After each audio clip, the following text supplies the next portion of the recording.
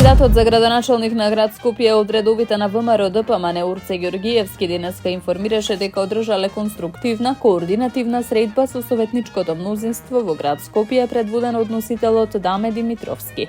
Во објавата на социјалните медиуми Ѓоргиевски најнапред им се заблагодари на сите граѓани за големата поддршка што ја дале за него и за советничката листа за град Скопје.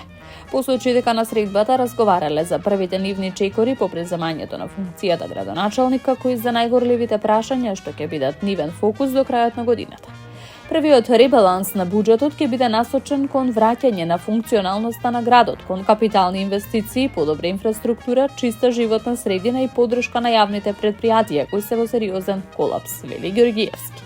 На Скопје и на неговите граѓани има потребна стабилност и систематско решение на наталожените проблеми, а не експерименти, туку план, одговорност и работа. Советот ќе биде двигател на тие промени насочен кон интересот на граѓаните. Ние сме силен синџир и секоја алка е важна. Секоја алка активна во мисијата за подобро Скопје, истакна Ѓоргиевски.